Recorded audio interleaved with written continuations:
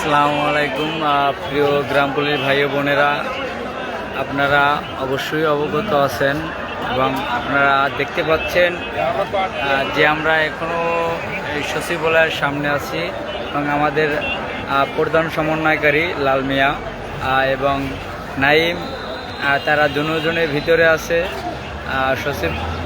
সচিবগণের সাথে তারা কথা বলতেছে।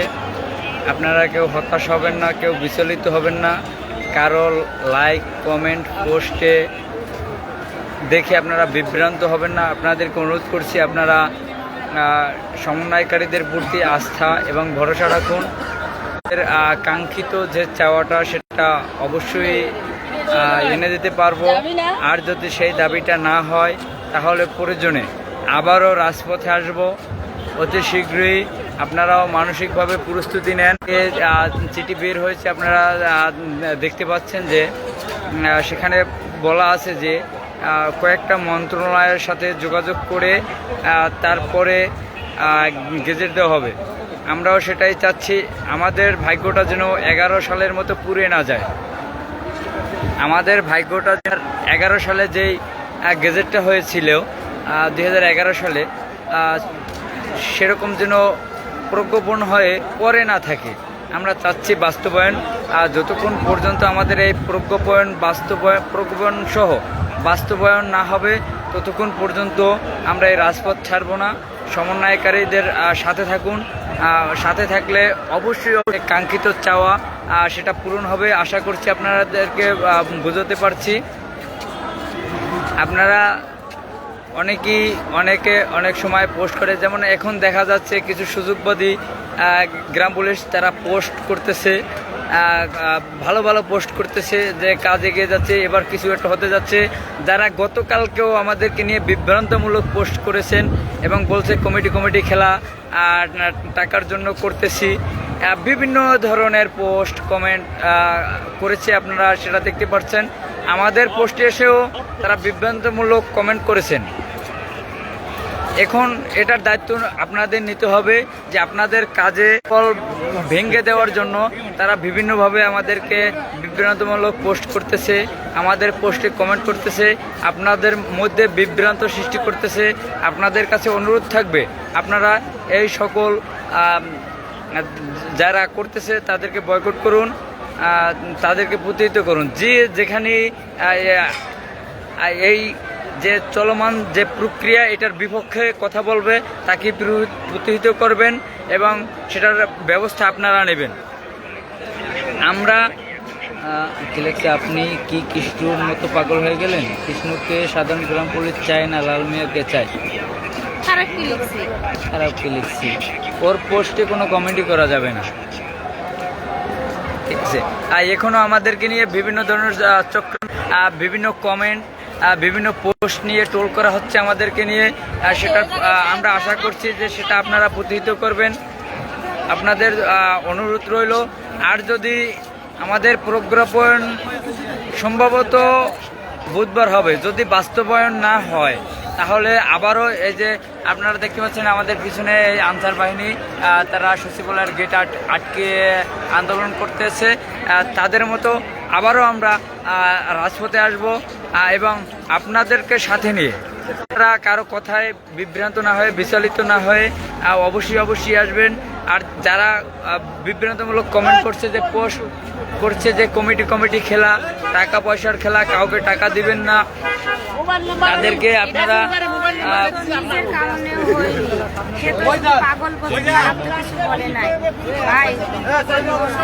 বরং সাধারণভাবে পোস্টগুলো সারা বাংলাদেশ আছে, আনাচে কানাচে ছড়িয়ে ছিটিয়ে থাকে।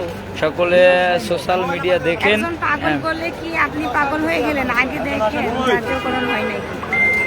দেখেন, এখনো আমাদের বিভিন্ন ধরনের পোস্ট করা হচ্ছে, ট্রোল করা হচ্ছে। এটাকে আপনারা সকলে প্রতিহত করুন। যারা আমাদের এই বিপক্ষে কথা বলতেছে, আমাদের বিপক্ষে না, আমরা যদি রাইট কাজ করি, গ্রাম পুলিশ ভাইদেরকে প্রশ্ন, আমাদের কাজটা যদি সঠিক হয়, যদি যৌক্তিক হয়, যে আমরা যেটা করতে যাচ্ছি সেটা সঠিক, আর যদি সেখানে ভুল হয় সেখানে আপনারা সামনে এসে তারপর বলতে পারেন যে আপনারা এই কাজটা ভুল করতেছেন। আপনাদেরকে সকলকে সাথে যেতে চাই। যেমন লাল ভাই একটি আমরা গত পরশু দিনকে একটি পোস্ট করেছিলাম যে 64 জেলা থেকে 64 জন প্রতিনিধি নেওয়া হবে। সেখানে অনেকে আমাদেরকে বলছে যে তাহলে কি শুধু এই কমিটি খেলার জন্য? আসলে কি আমরা কি কমিটির কথা বলছি? আমরা বলছি যে যাতে এই বিষয়টা আমরা যদি আজকে আমাদের সিদ্ধান্ত হয় যে আগামীকালকে আমাদের আন্দোলনে ডাক দিতে হবে, এই মেসেজটা দ্রুত ছড়িয়ে দেওয়ার জন্য আমরা 64 জেলায় 64 জন ইয়াং জেনারেশনকে আসার জন্য আহ্বান করছিলাম। সেটা নিয়েও আপনারা অনেক বিভ্রান্ত হয়েছেন। সাধারণ গ্রাম পুলিশ তারা অনেক বিভ্রান্ত হয়েছে। আর যারা আমাদেরকে নিয়ে বিভ্রান্ত করছেন তাদেরকে বলতে চাই, আপনারা এখন এগুলো বাদ দেন, এখনও ভালো হয়ে যান, সময় আছে। আপনাদেরকে অনুরোধ করব, আমরা আপনাদের ছেলের বয়সের চেয়েও ছোট। এখানে যারা এখন 9 জন সমন্বয়কারী আছে, আগে যারা নেতৃত্ব দিয়েছে তাদের নাতির বয়সী, তাদের বয়স মনে হয় 30-35-এর উপরে কেউ নাই, এবং 25-এর নিচেও বয়স আছে যারা এখন নেতৃত্ব দিচ্ছে। আশা করতেছি যে আপনারা যে কথাগুলো বললাম এগুলো বুঝতে পেরেছেন। আপনারা সব সময় এই সমন্বয়কারী 9 জন আছে তাদের পাশে থাকবেন, এবং আমরা অতি শীঘ্রই এই 64 জন প্রতিনিধি প্রকাশ করব, তাদের পাশে থাকবেন। এবং তারা যখন যেই মেসেজটি আপনাদের কাছে দেবে অবশ্যই আপনারা সেটা পালন করার জন্য চেষ্টা করবেন। আপনারা সকলকে আবারও আহ্বান জানাচ্ছি, আপনারা সকলে মানসিকভাবে প্রস্তুতি নেন। আবারও আপনাদেরকে ঢাকার এই রাজপথে আসা লাগতে পারে যদি আমাদের দাবি মেনে নেয়। আমরা জোর চেষ্টা চালাচ্ছি, আমাদের কাজ চলমান আছে। যদি তাতে কাজ না হয় প্রয়োজনে আবারও আমরা রাজপথে আসব।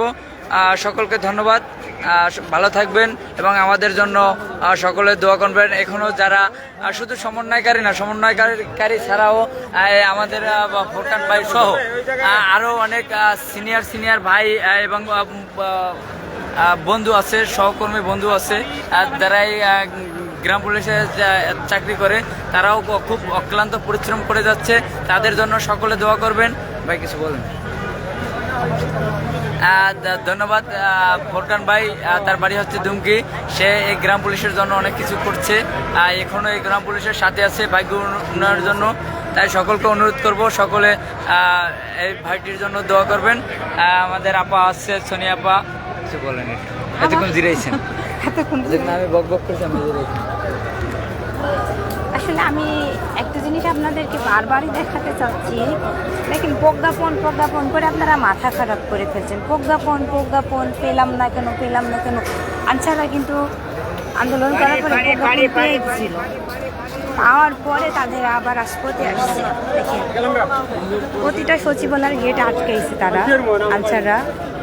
আপনাদেরকে একটু দেখাই।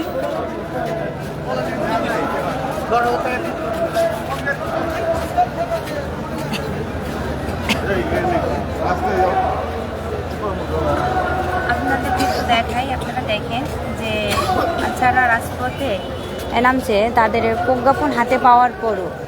আসলে কি প্রজ্ঞাপন পেলে সব কিছু হয়ে যায় না? আসলে আজকে যে পরিস্থিতি, সচিবালয়ে ঢোকার মতো কোনো পরিস্থিতি নেই।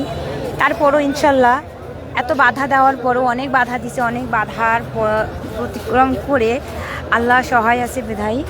আবার তাদের লালমিয়া এবং নাইম, তারা হচ্ছে আমাদের প্রধান সমন্বয়কারী লালমিয়া এবং নাইম, তারা হচ্ছে সচিবালয়ের ভিতরে ঢুকছে আমাদের কাজের জন্য, এবং আমাদের কাজগুলা যেন হয় দ্রুত সেই ব্যাপারে কথা বলার জন্য সমালোচনা চলছে সেখানে। এবং তাদেরকে ভিতর থেকে এসে নিয়ে যাওয়া হয়েছে। এখানে আপনার সেনাবাহিনী, পুলিশ সব প্রতিটা গেটেই পাহারা আছে। এখানে খুব কড়া পাহারা চলছে।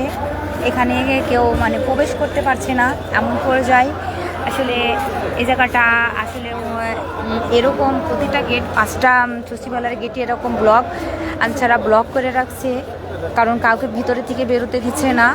ব্যাপারটা হচ্ছে আপনাদেরকে বোঝাচ্ছি যে আপনারা প্রজ্ঞাপন নিয়ে মাথা খারাপ। তো এই জন্য আপনারা দোয়া করবেন আমাদের সমন্বয় কমিটির জন্য, দোয়া করবেন আমাদের সবার জন্য, এবং সবাই যেন সবার দোয়াই আমাদের প্রয়োজন আছে, সবার সাহস আমাদের প্রয়োজন আছে, সবার শক্তি আমাদের প্রয়োজন আছে। আপনারা আমাদের পাশে থাকবেন, আমাদের সাহস দিবেন, এটা আপনাদের কাছে আমরা আশা করব, এটা আপনাদের কাছ থেকে আমরা চাইব। আসলে আমরা চাই যে আমাদের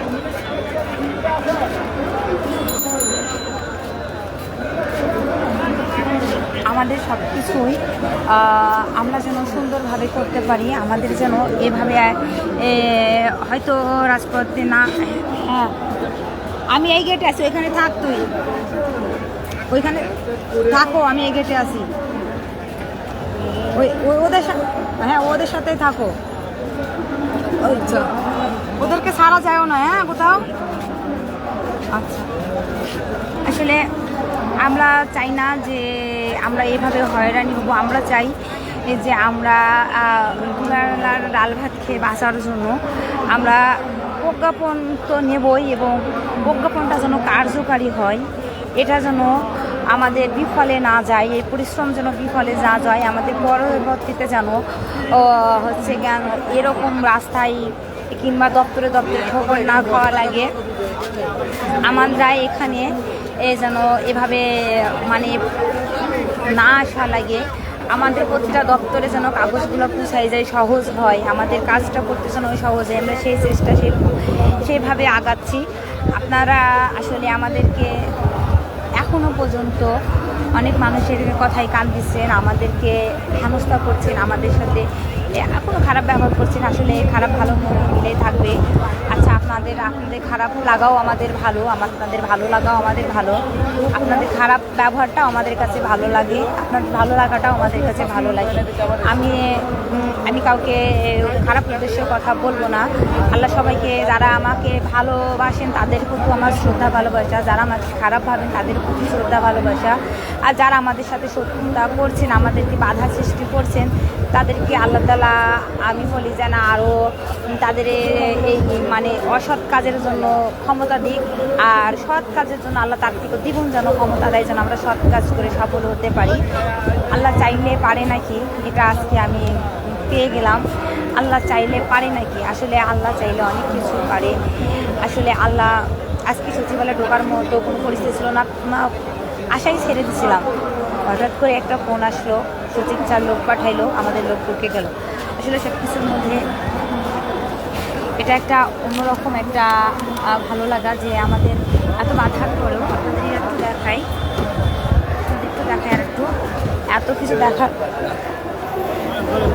কিছু দেখা মানে এত কিছুর পরও যে আমরা সচিবালয়ে আমাদের মেয়েও ঢুকতে পারছি, এর জন্য আল্লাহর কাছে কৃতজ্ঞতা প্রকাশ করার শেষ নাই। আল্লাহর কাছে অসীম আল্লাহর দয়া, অসীম রহমত, আল্লাহর কাছে আরও শুকরিয়া আদায় করি। আমিও বলবো আপনারা যে যেখান থেকে পারেন আল্লাহর কাছে শুকরিয়া আদায় করেন এবং আল্লাহর কাছে দোয়া করেন।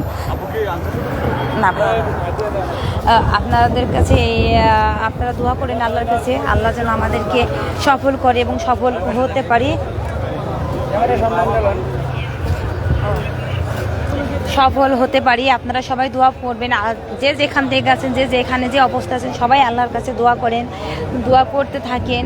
হ্যাঁ, আমরা যেন সফল হতে পারি, আমরা যেন ভালো কিছু করতে পারি, আমরা যেন 47,000 গ্রাম পুলিশের মুখে হাসি ফোটাতে পারি, আমরা ইয়াং জেনারেশন যেন সবার কষ্ট দূর করতে পারি, যেন কষ্ট না নিয়ে কেউ আমাদের এই চাকরি ছেড়ে চলে না যায়, সেটা আমরা যেন করতে পারি, তারা যেন হাসি মুখে যেতে পারে, তাদের যেন ভবিষ্যতে তারাও যেন বৃদ্ধ সময় ভালোভাবে ডাল ভাত খেয়ে বাঁচতে পারে, তারা যেন অসুখ হলে তাদের ভবিষ্যতে যেন চিকিৎসা করতে পারে, এইগুলো যেন আমরা করতে পারি। আপনারা আপনাদের সাথে থাকবেন, আপনারা আমাদেরকে সাপোর্ট করবেন। আবারও বলছি, আপনাদের যাদের আমাদেরকে ভালো লাগে তাদের প্রতিও আমার ভালোবাসা, যাদের আমাকে খারাপ লাগে তাদের প্রতিও আমার ভালোবাসা, শ্রদ্ধা। আমি সবসময় তাদেরকে শ্রদ্ধা করব এবং ভালোবাসবো। আমার ভুল হলে আপনারা আমাকে অবশ্যই বলবেন এটা ভুল হয়েছে। আসলে আমি কারো কোনো কথাই প্রতিবাদ করি না, যে যেখান থেকে যা বলুক, আমি সেখান থেকেই আমি তাদের কথাটা প্রতিবাদ করি না এবং তাকে কিছু বলি না।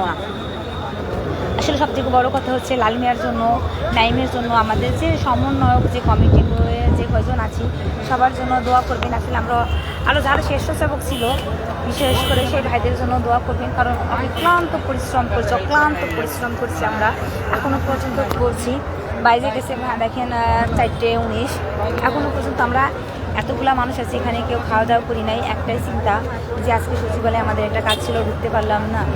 এই একটা টেনশনে ছিলাম, হতাশ হয়ে গেছিলাম, মনটার ভিতরে খারাপ লাগছিল যে আল্লাহ ওখানে আমাদেরকে আরও বাধা সৃষ্টি করা হয়েছিল যেন আমরা ঢুকতে না পারি, আমাদেরকে বাধা সৃষ্টি করছে ওখানে।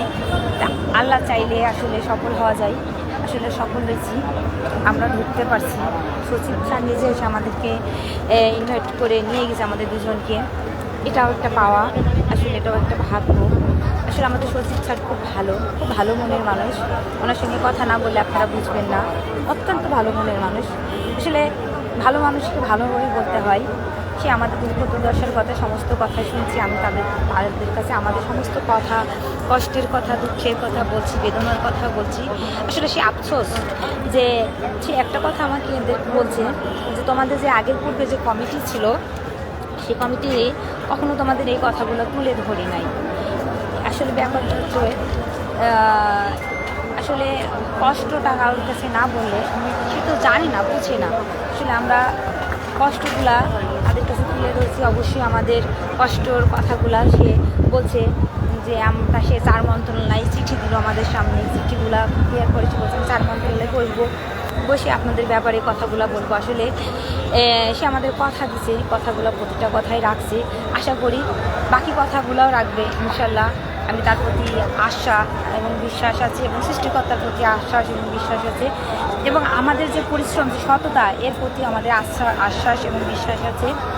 আশা করি সবাই সবার জায়গা থেকে আমাদেরকে